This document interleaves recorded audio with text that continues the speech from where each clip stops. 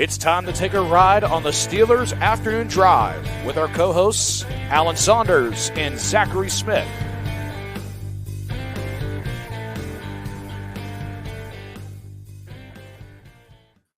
Welcome into another episode of Steelers Afternoon Drive. I'm Zachary Smith. That's Alan Saunders. And this isn't a joke. Alan's not teasing you guys.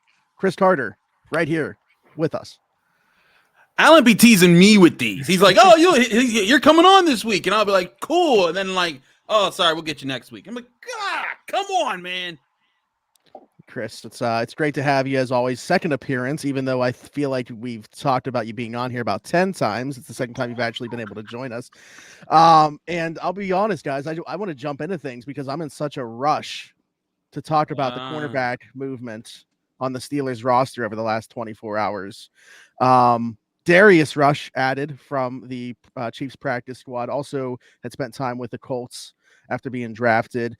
Desmond King, though, on his way out after only playing one defensive snap, a guy that, you guys were both kind of tempering the expectations in terms of what he could bring to the defense. But I know, like, from a fan base perspective, a lot of people were super excited about adding this guy. And I think also yesterday very confused as to why he was being released off of the roster. So let's dive into that a little bit, that cornerback movement on the roster. Yeah, just to, I saw Omar and said, you dropped this King. You're both being terrible with your puns. If I had the power to Yoshi bonk you on this show, I would. You should have sent me that clip to be able to play as well. You that clip. Yeah. Oh gosh. Listen, I think the thing about Desmond King is that the prospect of him playing the way how he has in some of his better days in the NFL was certainly exciting, and the Steelers needed help in the slot, and they needed a guy who could be a tackling presence. But he played like one defensive snap, didn't look good in it, and if the Steelers are letting him go, it means that he wasn't impressing in practice either.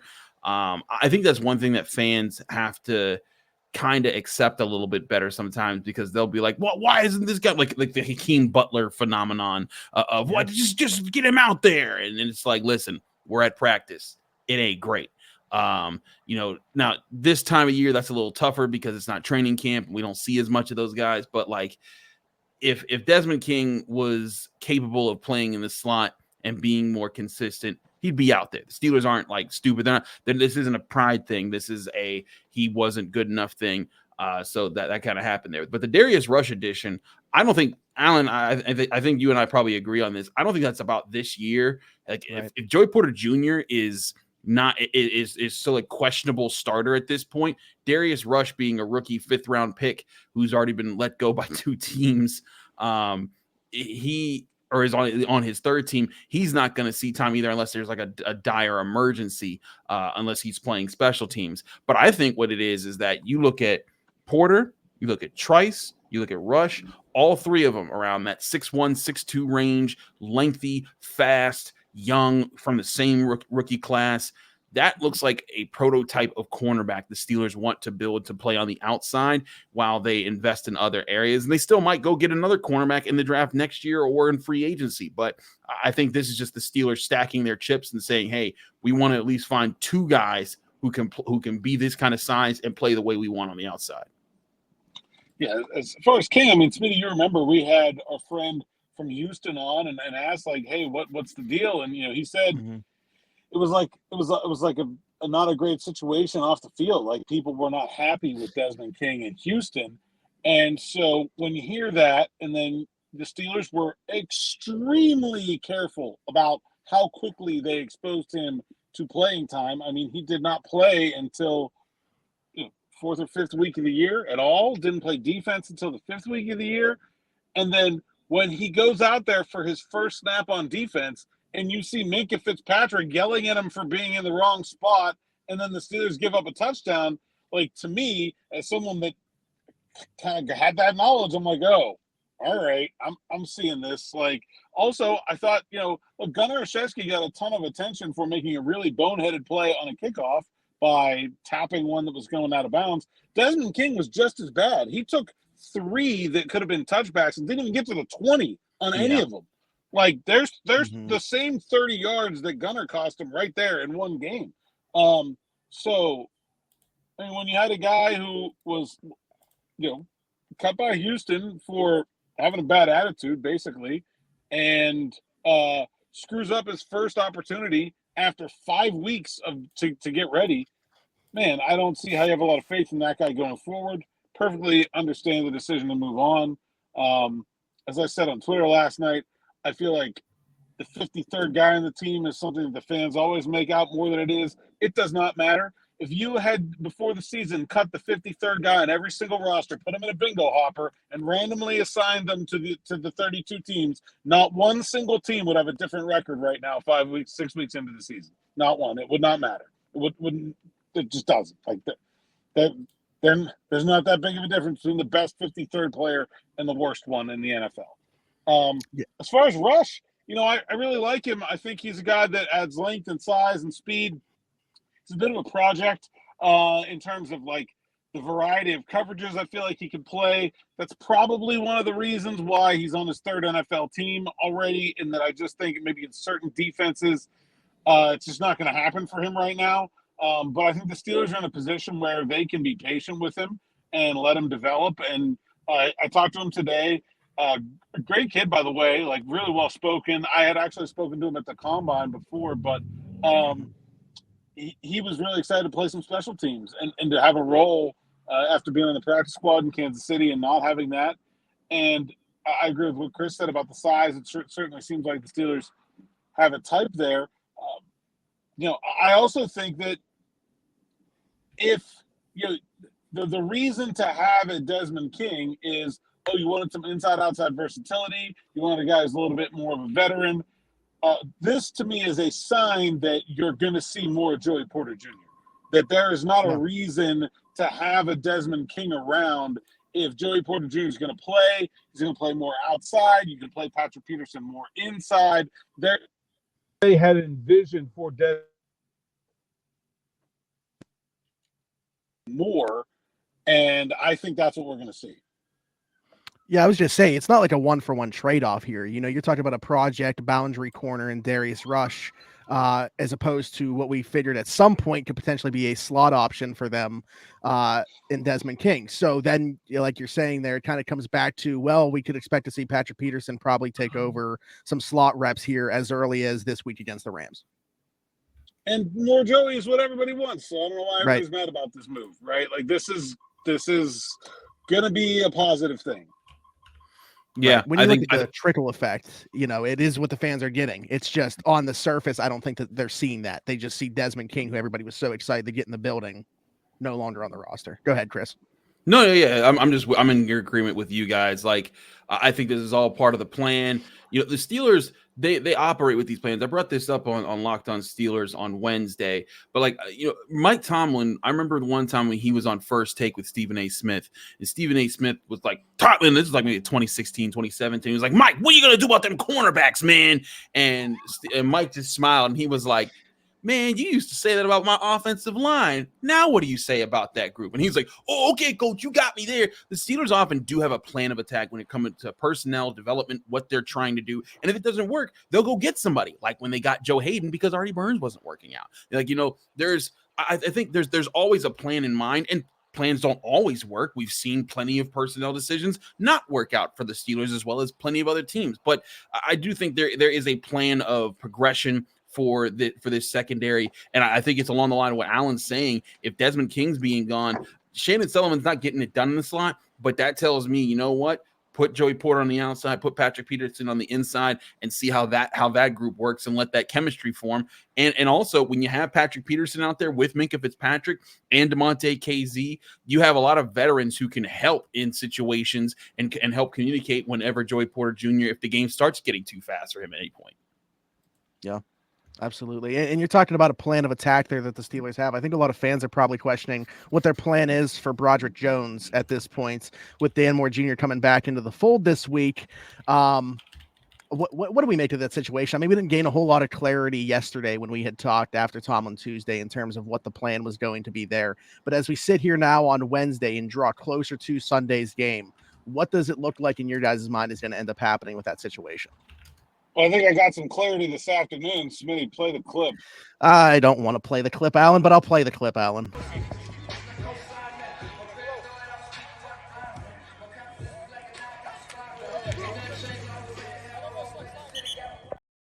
That is, if you're only listening to the audio version of this podcast, that is left tackle Dan Moore and a combo block drill with left guard Isaac Seumalo, while first round pick Broderick Jones stands there and watches. I think that is all the clarity that I needed to see about who's going to start at left tackle this week. I mean, Mike Tomlin is not above a smoke screen or two, but I think the writing is pretty clearly on the wall here. Yeah, I don't get this, guys. And like, listen, there's times where I say like, hey, there's a plan here, and maybe there is a plan. I just don't know what it is because, Alan, you and I have talked about this. The perfect time for Broderick Jones to come in was after the bye week. It'd be clear of playing all those top tier edge rushers the Steelers were starting off the season against. It'd be a chance for him to work for 2 weeks to get used to that starting spot, and then you could go up against a Rams team that where they have Aaron Donald, he's going to be lined up on the interior and not going to be going up against Broderick Jones, and they don't have the edge rushers that they used to have. I think that if this is what's happening, there could be a lot of things that come in. Mike Tomlin, when asked about Dan Moore Jr. on Tuesday, said that's a big if when it came to him starting this Sunday. But if that big if does become true and Dan Moore Jr. starting at left tackle, man, I don't get it. I think Broderick Jones graded very well against the Ravens. I thought he played very well, and I think that he's the guy you drafted to take the steps forward with. And continue progressing, with your offense moving forward, just like you did with Kenny Pickett last year. You brought him in after week 4 and let him get used to things. If Dan Moore Jr. comes back, I think it's a mistake. Now, if he lights it up, great. Awesome. Good for them. But if things go badly, there's going to be a lot of legitimate questions that Mike Tomlin's going to have to face as far as why Broderick Jones wasn't out there. And I think it's going to bring a lot of heat and down onto the Steelers' personnel decisions. Yeah, I'm not sure that Broderick Jones is like a better player than Dan Moore right now. I think he's probably a little bit better run blocker and probably a little bit better pass blocker. I'm not sure that this is some kind of decision that is going to sink the Steelers' chances against the Rams this week. I don't think that Dan Moore was playing so badly that he absolutely need to be replaced. I just don't understand why you would trade up in the first round to get Broderick Jones, a guy that by all means was, not necessarily immediately NFL ready, but had a pro body and didn't need all kinds of work to get ready for NFL play. You had this early bye, you had those early quality edge rushers that we've talked about a lot in Garrett and Bosa and Crosby in the rearview mirror now. This felt like the week that we should have been seeing Broderick Jones anyway, and then he goes out and plays really well against the Baltimore Ravens. I don't understand, like you're saying, I don't see the plan here. I don't think it's going to be this catastrophe. I'm sure that Dan Moore will be fine. It just doesn't make sense, especially the Rams edge rushers are bad. Bad. They're playing a couple of a third round and a sixth round rookie who, Broderick should be able to manhandle these guys, even in pass pro, which is where he's going to struggle. I just don't get it. Yeah, I put out a tweet actually because this was a topic that we talked about on Around the 412 last night. If this happens, obviously we didn't know at that time, but I said, I can agree or disagree with a lot of things that the Steelers do, but regardless, I can typically see what the plan is, what the idea is there.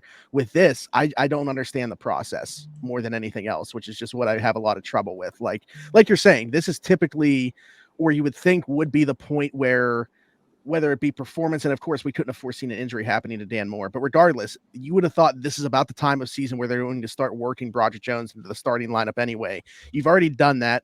He's played really well in that one game that he got, well, I guess 2 games he's seen action in, but his one start against the Ravens, why are we going back? I'm not saying it's going to stunt his growth or anything like that to do so, but why not continue to develop that growth as opposed to stay stagnant? Yeah, I don't get it. I really don't. And this is not a position where you can really, work a guy in. Maybe you could give him a series or two. I don't know. Play him as 6 offensive linemen. Hey, I don't know, maybe. Like, they're not going to start them around the ball anyway. Like, I don't. If there is a plan, it is certainly not obvious to me. And I think that is probably why this feels more frustrating than most of their decisions, because, like you said, whether you agree or disagree with the reasoning, with the logic, usually you can see it. And I don't know. I really don't. I think we're deep into speculation territory as to what Mike Tomlin is thinking about this. He certainly did not enlighten us when he spoke on Tuesday. So I don't know that we're going to know. Yeah, it's a conundrum to me. I wonder if this is like a Pat Narduzzi thing, where Pat Narduzzi, if you know about how he handles injuries and people and players playing, you don't know until you see them lining up in practice who is going to start and everything like that. I don't know if this is that kind of situation with Mike Tomlin. He doesn't normally do that type of thing. We usually know about this ahead of time, so I lean to think that maybe Dan Moore Jr. is coming back. I don't understand it. I've talked with guys like Max Starks, who, former Steelers offensive lineman, played under Mike Tomlin, left, an offensive tackle. He talked about how, like, with Broderick Jones, it may behoove the Steelers to let him cook in the oven rather than the microwave, saying, like, let his slow progress continue so he can pick more things up and be more ready when you actually want him to start next year and have a better career. But I just think that I liked what I saw against the Ravens. There was one time I thought he got beat in the pass game, and most times in the run game, he looked like he was doing his thing. And I think you got to keep building on that. But, I think that's going to be a big decision that the Steelers are going to have to live with either way. And if they don't, if this goes south and Dan Moore Jr. is struggling and they lose a game, or Kenny Pickett gets hurt because of that, and that's like a big reason, there's going to be a lot of legitimate fire towards the Steelers coaching staff, and specifically Mike Tomlin for not buying into their first round draft pick, getting the playing time. I figured it out. I'm not sure I agree with that, because I think, like, if somebody's likely to get Kenny Pickett injured, it's Broderick Jones and not Dan Moore. Like, he's like, that to me is far more likely way. I mean, I think Moore is a much better pass blocker right now. So I don't think that playing Dan Moore is putting Kenny Pickett at any risk. I figured it out, honestly, why this all happened. Mike Tomlin, the Steelers, have realized that a lot of the times, fans are so irrational, and the people that cover the team, Alan and Chris, have to kind of bring the fan base back to earth and make sense of these decisions. They wanted to do something that just had everybody in lockstep, where they couldn't figure out what the Steelers were doing. That way everybody was on the same page. It's a mystery. That's my tinfoil hat. Everybody's worried about this Chargers fan right now. That's the tinfoil hat thing for everybody else. I'm thinking Mike Tomlin was cooking this up to get everybody on the same page. The other thing that I want to talk about on today's show, and actually I wanted to bring up yesterday, Alan teased this on yesterday's show, but we thought it made more sense with Chris coming on today, is Minkah Fitzpatrick's usage. He's been used a lot more as a corner this year. He's played a lot more around the line of scrimmage, kind of having to help out run defense and the run game. He hasn't been able to be that ball hawk. You haven't seen him make a ton of plays on the ball yet. Obviously 0 interceptions to this point. And just wanted to have a conversation about his usage. Too. Only 2 passes defended. So I want to have a conversation about his usage this year and where he's kind of been on the field. Well, we tried to have a conversation about this yesterday with Mike Tomlin. I asked him about Minkah Fitzpatrick, and he basically said Minkah's going to be Minkah, and there's probably stretches where TJ doesn't get sacks. I didn't go back and fact check that. Has there ever been a 5-game stretch in TJ Watt's career where he had 0 sacks? I would be willing to bet that has never happened. It would have had to have been last year, right? I mean, only 5.5 sacks in limited time last year, but it would have had to have been last year, if at all. Yeah. I don't really buy that. And then Chris followed that up with a great question about his usage and whether Minkah being in the slot has been more about the matchups early this year, or if that's how they use him. And Mike chose not to answer that question and basically said we expect Minkah to be good no matter where they play him, which I'm sure they do, but that's not what we're asking about. Well, I have the clip that here, clip so. too. Go for that. All right, let's take a look. Anyone else? Minkah doesn't have an interception, just has 2 passes defended this year. Is that, in your eyes, other teams just simply going away from him? And if that's the case, are you okay with that trade-off, or do you need to have more splash from him? Minkah's going to make his plays. There are blocks of games in the past, maybe where TJ not getting sacks. TJ's going to get sacks. Minkah's going to make splash plays. That's what all pros do. You guys have used him a lot more in the slot in the early part of this year. Do you guys see that as something that's going to continue all season long, or has that been matchup specific? We expect him to be Minkah no matter where we utilize him, to be quite honest with you. We've moved him around in the past as well. All right, thanks. All right, Mike, thanks. Yeah. I mean, my point was, and I kind of got yammed on by Tomlin for bringing up obscure stats like receiving yards. Another obscure stat would have been that Minkah Fitzpatrick going into this game is about 10 snaps shy of how many total snaps he had last year in the slot compared to this year. So we're talking through 17 games last year. I think he had like 112 snaps, and I think through 5 games he has 105. So clearly he's being used more there right now. And this is something that I've talked about, Alan's talked about, I think Smitty, you talked about it.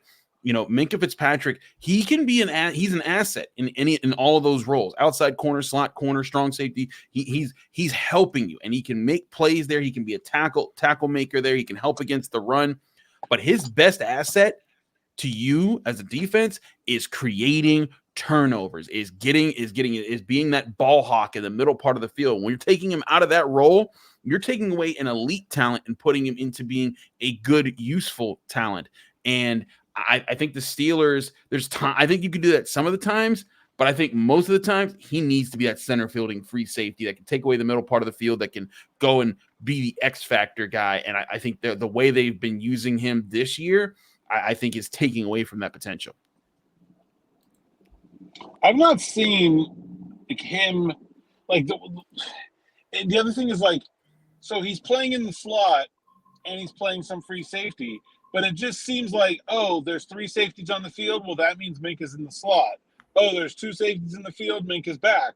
One of the advantages of moving a guy around is the ability to make a quarterback need to account for his whereabouts before he throws the ball. To make a guy take an extra half a second, be like, where's 39 before I throw this? And that gives TJ Watt and Alex Highsmith that extra half a second to get home. It just seems like they're being very basic with the way they're using him they're not getting creative about disguising what he's doing in any way. It just seems like, are Keanu Neal and Casey are both out there? Oh, well, then Minkah's a slot corner. Oh, well, they aren't? Oh, well, then Minkah's a half-field safety, or a center-field safety. But that's really it. There hasn't been any variety in terms of different matchups from different looks and rotations from pre-snap reads to post-snap reads. I'm just not seeing them kind of bust out the bag of tricks in terms of getting creative ways to put Minkah in position to surprise the defense. We saw that when they played Cleveland, and they came in with that 3 safety look out of the base defense that they've never shown, as far as I can recall, ever with this team. They played 3 safeties out of their base defense, which basically meant that Minkah Fitzpatrick was an outside corner to play man-on-man in space against David Njoku. And what happens when they do that? First play, pick 6, touchdown, because Cleveland had no idea what to make of that. None. They had no idea how to deal with that. But there's been one thing in 5 games. There's got to be more that they can be doing to creatively deploy Minkah Fitzpatrick to make more splash plays. So in your guys' minds, what does this come down? Is this a personnel thing? What exactly is the reason that this has been the case this year? I think it's because the Steelers are trying to find answers at different positions that they aren't as strong at. I also think this is another reminder of how good and important Terrell Edmonds was as a role player for the Steelers, because he did a lot of those roles. He took a lot of those slot snaps. He was able to help in those spots. And yes, he wasn't a turnover machine, but he was doing the things that you wanted that you're having Minkah do right now, so that Minkah could be that turnover machine. And that's why I said for years, that guy's the most underappreciated guy in Pittsburgh sometimes, because he erases so much, he helps so much, that allows so many other good things to happen on the team. He's just not the guy that gets the credit for it, because he's not the guy making the interception or making those plays. So I think Devontae KZ, I think he's fine. Keanu Neal, I think needs to keep improving with the Steelers, but I think that's part of the problem here, is that they're having Minkah make up for it. Also, I just looked it up. The longest streak that TJ Watt ever went without getting a sack was 3 games. I thought so. I think that I put a lot of this at Terrell Austin's feet, and I think maybe it's some of it's his fault and some of it's not his fault, but it's all going to be his responsibility. I think the deployment issues that I was talking about are clearly on him. But I also think that, like Chris was saying, they're having problems in other places that is probably dominating his time and his attention when you're giving up big plays in the passing game and in the running game. The one area that the Steelers have not been getting beat by is slot receivers. Deebo Samuel was not what killed them against San Francisco. It was literally everyone else. Okay, so when you have a defense that is overall struggling and you have one area that's hey, they're doing okay, even though there's no splash, I think it's sort of human nature to say, well, all right, just leave that there for now. Let me figure this other stuff out. But also, to me, that is a sign of a coaching staff that misses having a second defensive coordinator in Brian Flores that they had last year.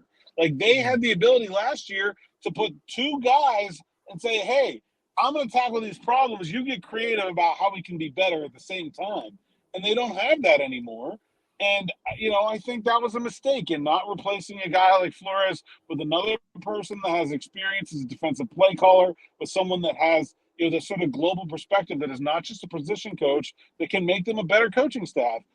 This is a small coaching staff. It's among the smallest coaching staffs in the league. Depends on how you count, obviously. But and I think that's an area where when you're struggling, it is hard to fix problems and get creative at the same time when there are just only so many guys available to do that work. And, is that ultimately Terrell Austin's responsibility as defensive coordinator? Yes, but it's not his fault that he's missing what was one of his biggest assets in that area last year in Brian Flores. And so I think you could say coaching in general, but I think there's a couple different ways that's coming out. So domino effect here, right? Patrick Peterson getting more time in the slot, Joey Porter Jr. being on the field more outside with Patrick Peterson in the slot. Those 2 things happening well, getting good reps from those guys in those 2 areas. Is that the way to get Minkah Fitzpatrick back to being Minkah Fitzpatrick? I think it's a good shot at it. I think that if Patrick Peterson is able to be smart, because the other thing about Patrick Peterson is that he can think at an NFL level. He can communicate at an NFL level. He's going to help be in the right place at the right time, and not, he may not run with the fastest guys, but he's going to make sure that his job is at least attended to. And I think that would allow Minkah Fitzpatrick to go back to that role. I also think that Mike Tomlin is doing has a very concerted effort to not throw anyone under the bus. He does that all the time. That's kind of the head coach's job. But I think that he is working overtime to make sure that we're not disrespecting Patrick Peterson, even though he's been a liability at times. We're not saying that our secondary can't do this or can't do that. I think that he's trying his best to keep people clean from his statements in that regard. But I also think that he's recognizing he's running out of time with this year. At least to figure that out. Yeah. Because there's still plenty of time, but you'd like to know what your secondary plan is and who's going to be your most successful group before week 7. Right. Alan, anything to add to that in terms of, again, the domino effect that would have to take place for Minkah to get back to being Minkah? I definitely think that Joey becoming another asset in the pass defense goes a long way to fixing their problems. But like, as I've said before, like just because you need him to be it doesn't mean that he is it. And just because he's had success doing a small part of the job does not mean that he will immediately or obviously have success giving him more. You know, you can only ask him to do so much. I think he's done well with what they've asked him to do, but it's clearly still a work in progress, and one that I'm not sure that is just going to like fix itself overnight in some kind of significant fashion. Yeah. I don't know, but I mean, I definitely think that is an area where they have severely lacked right now. I think that, they need to get back to Minkah being able to make plays on the ball, and whatever that looks like, I think is what the Steelers need to have happen to get some splash on the back end of their defense. As we wrap up here on the Steelers afternoon drive, probably everybody watching or listening knows where to find both of you at this point, but just in case they don't, Chris, tell the folks where they can find you. You can find me on Twitter, Instagram, and TikTok at Carter Critiques. You could read my work at the Pittsburgh Post-Gazette. That's post-gazette.com to get all my written work there, as well as the North Shore Drive podcast for them. And you can find me on the Locked On Steelers podcast, covering the Steelers Monday through Friday, every day throughout the week, and sometimes over the weekend with our bonus episodes. That's on the same way you get this show on your favorite podcasting apps and on YouTube. Locked On Steelers, Pittsburgh Post-Gazette, and on my Channel 11 work, too. Check me out Friday nights on Skylights with John Hart. Boom. Alan? I'm on Twitter at @Saunders_PGH, at PGH Steelers Now. It's my site's account, SteelersNow.com. That's where my words live. Read them so I can get paid. Steelers Now Plus deal for subscribers. Allen10 is the promo code to get 10% off an annual subscription. I had somebody reach out to me on Twitter who said, hey, you're telling me it's 10% off, and I signed up, and it's actually more than 10% off. Listen, I was told there would be no math. I don't know. Just it's a good deal, okay? So take it. Like, don't complain about getting it more off than I. Hey, why are you giving me more of a discount than you're supposed to? Right. Just shut up and take the deal, okay? Before I fix it. Like, don't ruin it for everybody, all right? Yeah. Wait, Chris, hold on. You said you're on TikTok? We talking like dances or what? No dances. I wanted to get on the platform, and because I feel like there is a place. It's important to get on different platforms to engage with different audiences and grow in different ways. But like I've included like a couple chats, just like a couple like quick thoughts of mine, like when Matt Canada's burner account was out there. Oh right, and, yeah. And like I made like a 5-minute video addressing all the falsehoods behind whether or not it was his burner account and stuff like that.